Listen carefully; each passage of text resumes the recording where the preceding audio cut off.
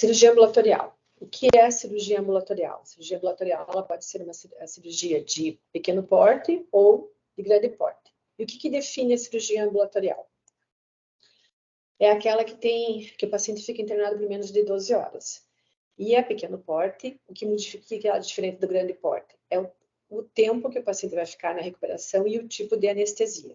Então, a cirurgia ambulatorial de pequeno porte é aquela que a gente pode fazer com anestesia local. O paciente chega, se anestesia, faz o procedimento, faz o curativo, o paciente levanta e vai embora. Não tem necessidade de ficar em observação. São exemplos disso, as excisões cutâneas, drenagem de abscesso, sutura, as postectomias, vasectomias e endoscopias. No nosso caso especificamente, né, a gente vai fazer na aula prática, geralmente as incisões cutâneas, né, as drenagens, retirada de corpo estranho, lipoma e cistos epidérmicos. Temos também as cirurgias ambulatoriais de grande porte. Até uma colecistectomia, uma hemorroida, uma hérnia, pode ser uma cirurgia ambulatorial. O paciente pode vir de manhã, fazer a cirurgia com anestesia geral, com bloqueio, fica em recuperação durante o dia e vai embora antes de completar 12 horas. Considerado procedimento ambulatorial. Mas o nosso foco maior vão ser as cirurgias de pequeno porte. Essas cirurgias de pequeno porte envolvem a pele, né, tecido celular subcutâneo, então rever, né, a anatomia da pele é muito importante, lembrar, né, da anatomia da pele, eu sei que vocês já viram isso várias vezes, mas é sempre bom lembrar. Por quê? Porque às vezes a gente vai falar, essa lesão está na epiderme, então lembrar onde fica a epiderme, onde está o subcutâneo, isso é importante para a gente discutir durante o procedimento, entender melhor como as lesões são formadas. As unhas também são procedimentos que a gente vai fazer, né? A unha encravada é um procedimento muito comum e muito importante. Por quê? Porque esses pacientes podem ter complicações e, por exemplo, no caso específico da unha encravada, ela pode ser incapacitante. Ela pode impedir que o paciente execute suas atividades diárias. Então, acaba se tornando uma emergência que você pode resolver rapidamente numa unidade básica de saúde. Drenagem de abscesso da mesma forma. Além de ser incapacitante, ele pode causar complicações mais graves. O paciente imunodeprimido, o paciente diabético com abscesso, ele pode evoluir para sepsis e vir a falecer. E você pode resolver com uma drenagem, né? Para falar da cirurgia ambulatorial de pequeno porte, a gente tem que entender a anestesia. A mais utilizada é a lidocaína, que é o xistezinho, lá no comercial.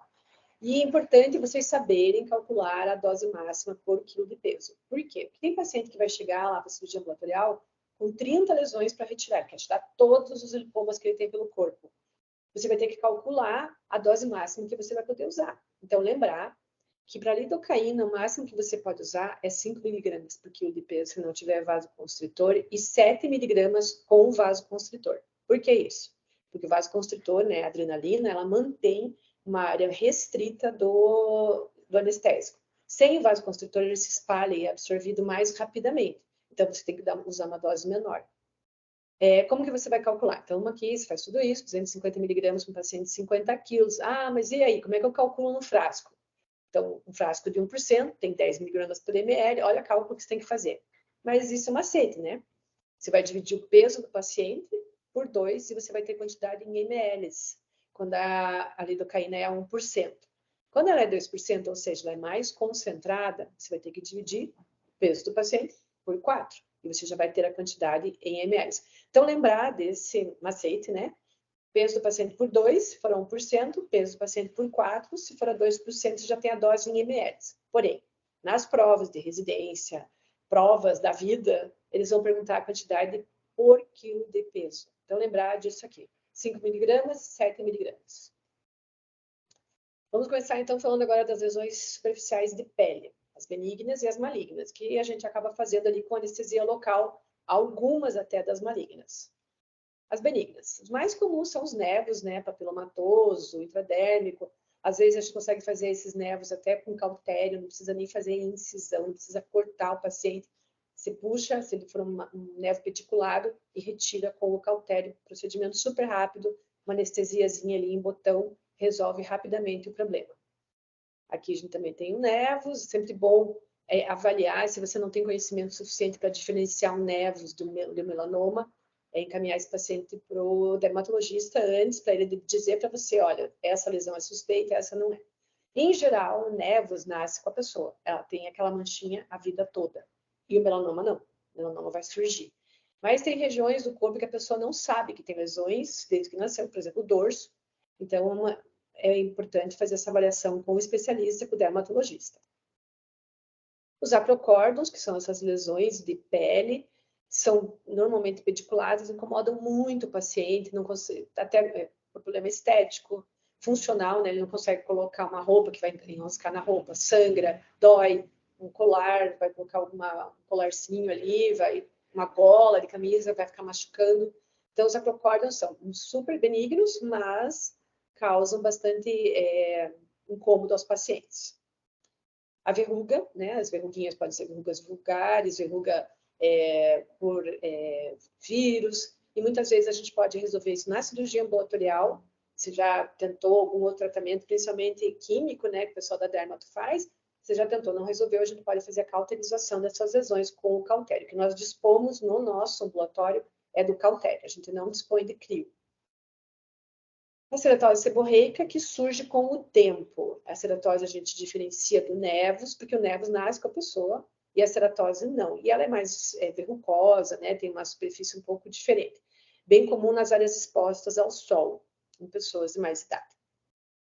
E aí, vamos falar da anestesia, né? A gente já falou da dose máxima do anestésico, agora como que a gente pode fazer essa anestesia? Então, a gente pode fazer um botão ou um leque, né? Para fazer essas lesões pequenas ao redor da lesão. Essas lesões de pele, você fazendo o botão, às vezes você eleva a lesão. Se você entrar embaixo da lesão, você consegue elevar a lesão e até facilitar a tua exeres da lesão, fica mais fácil. Sempre lembrar de puxar, de aspirar antes de injetar o anestésico. Então, eu vejo bastante gente não fazendo isso, porque no pronto-socorro ninguém explica isso para quem já faz pronto-socorro, né? Que é importante vocês puxarem. Vocês vão ver num dos vídeos que vocês vão assistir, que quando o aluno puxa, né, quando ele aspira, realmente vem sangue. Então, se ele injetar, você estaria injetando na corrente sanguínea. E o que isso pode causar? Pode causar uma arritmia, porque a lidocaína é um medicamento para tratar a arritmia. Se ela acaba caindo na corrente sanguínea de quem não tem arritmia, ela pode causar uma arritmia, além de outros efeitos colaterais, até convulsão. Então, cuidar, sempre aspirar antes, toda vez que mudar a agulha de posição, aspirar antes de injetar. Um outro conceito muito importante antes de fazer procedimentos superficiais é saber as linhas de força da pele. Tentar, ao máximo, deixar as lesões, as incisões dentro dessas linhas, porque acabam causando isso faz com que exista uma cicatrização melhor. Então, sempre dentro das linhas de Langer. Não precisa vocês decorarem isso. Em algumas regiões do corpo é muito fácil de saber. Por exemplo, pessoas mais velhas que têm rugas, é só pedir para o paciente sorrir ou fazer alguma movimentação com a face, vocês já vão conseguir ver as linhas de força, né? E são bem fáceis de identificar. No ombro aqui, eu sempre falo que é a manga, né? Como se o paciente tivesse uma manga de uma camisa. Então, ali são as linhas de força do ombro. Os mais complicados é antebraço, pernas, são as regiões mais complicadas para você lembrar das linhas de força. Mas para isso existe um atlas, um aplicativo que você pode carregar com você até você saber isso de cor. Mas, em geral, é muito fácil de identificar. Bom vocês saberem quando vão fazer a cirurgia ambulatorial. Aqui está na frente, ó, manga de camisa, né? Gola da camisa, muito fácil de decorar assim, ó. Imagina que o paciente está usando uma camisa, né? Uma camiseta. Para você retirar uma lesão de pele, depois que você anestesiou, se você precisa deixar margem, né, para uma lesão, por exemplo, suspeita de malignidade, você vai fazer essa razão aqui, né, de 3:1, né? O tamanho da lesão e 3 vezes ela, né? Tanto nesse sentido como nesse sentido. Então, isso aqui é um fuso para retirar uma lesão que pode ser uma lesão maligna, que você precisa de margem de segurança. E para você fechar também. Então, você não pode fazer uma incisão ao redor só, uma bolinha, para retirar isso. É uma coisa muito importante vocês entenderem e explicar para o paciente corretamente. Às vezes chegam essas meninas jovens com uma lesão, uma verruga plana na face, quer que a gente retire essa lesão, porque incomoda, tem que explicar que ela vai ficar com uma cicatriz desse tamanho, 3 vezes maior que a lesão. Então, ela tem uma lesão de 0,5 centímetro, ela vai ficar com uma cicatriz de 1,5 centímetro. Sempre explicar isso para o paciente. Então, a abertura nesse fuso, quando a lesão de pele, a gente vai fazer a incisão da lesão, ao redor onde a gente desenhou, e depois o fechamento. Então, o fuso facilita bastante o fechamento. Fica esse fechamento bem bonitinho, uma linha bem certinha. Já agora as lesões malignas, né? Aí a gente tem as bem comuns, né, que são carcinoma basocelular, que geralmente também acontece em pessoas de pele clara, de pessoas de mais idade. Podem ser bem simples, pequenininhos, podem ser gigantes, como esse. Algumas situações a gente não consegue fazer lá no ambulatório, na cirurgia ambulatorial, a gente tem que encaminhar para a cirurgia plástica, porque às vezes precisa rodar retalho. Então, para você tirar, imagine aqui no canto do olho, para você retirar essa lesão, deixando margem, você vai precisar fazer um retalho aqui para não deixar o paciente sem pálpebra inferior. Isso a gente não faz lá, quem faz é o pessoal da plástica. Tá? Então, aqui, mais do que nunca, lembrar de fazer a retirada em fuso, deixando margem ao redor da lesão. O carcinoma espinocelular é um pouco mais agressivo, veja esses exemplos aqui em boca, esse em couro cabeludo, esse novamente próximo ao olho, realmente vai precisar fazer um retalho ali para deixar uma margem adequada. Melanoma, a gente não faz melanoma na cirurgia ambulatorial. É importante vocês saberem que ele existe, saberem identificar, né? Então, temos o ABCDE do melanoma, né? Então, ele é assimétrico, os bordos são indefinidos, a coloração dele é irregular, o diâmetro dele é grande, né? E vai aumentando, e ele vai evoluindo, e é rápido. E por que a gente não pode fazer essa cirurgia lá? Porque precisa fazer a investigação da doença sistêmica. O melanoma pequenininho ele já pode dar metástase, inclusive para linfonodos, daí você pode fazer tudo de uma vez só, retirar a lesão primária e as lesões metastáticas para linfonodo. Depois que você executou os procedimentos ambulatoriais, é muito importante orientar o paciente quanto ao curativo, manter a ferida limpa. Então, sempre deixe isso bem especificado ao paciente. Eu não recomendo que mande o paciente em unidade de saúde para fazer o curativo lá. Vale mais a pena você orientar o paciente e guardar, perder uns 30 segundos, né? Perder entre aspas, né? Ter esses 30 segundos orientando o paciente do que pedir para ele trocar o curativo na unidade de saúde, que está sempre cheia, superlotada, pessoal com pouca gente trabalhando, então vai sobrecarregar por uma coisa que ele pode fazer em casa, e é importante que o paciente saiba fazer isso em casa. Então, a gente sempre orienta, depois de uma cirurgia limpa, né, uma retirada de lesão de pele subcutânea limpa, sem contaminação, que ele deixe o curativo ali por 24 horas. Aí, depois que completou 24 horas, ele entra no banho com o curativo, molha para soltar, para não machucar na hora de puxar. Então, com o banho, com a água do banho, uma água morna, vai soltar a cola do curativo e ele vai cair. Limpa, pode passar um sabonete líquido ou um sabonetinho neutro ali, depois seca. Não precisa ficar esfregando a lesão, não precisa retirar a casquinha da lesão, só limpa, seca e põe o curativo limpo. Ou pode deixar sem nada, se for uma região que não tenha muito atrito, que ele não vai machucar, ele pode deixar sem nada.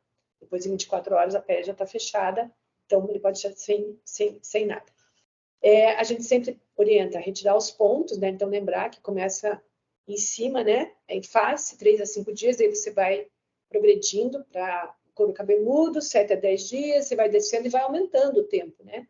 Aqui 7 a 10 dias, e nas extremidades, nas áreas de tensão, 14 dias. Então, vai aumentando o tempo que o paciente fica com os pontos.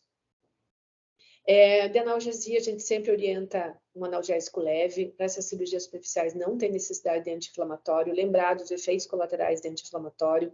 A dor, em geral, é muito leve, então a gente prescreve ou paracetamol ou dipirona. No máximo 3 dias, isso é o suficiente. E manter sempre a ferida limpa. Eles sempre vão perguntar se precisa passar isso, passar aquilo, creme antisséptico, não sei o que. Não precisa. Tá? Mantendo a ferida limpa é o suficiente no nosso caso. E é isso.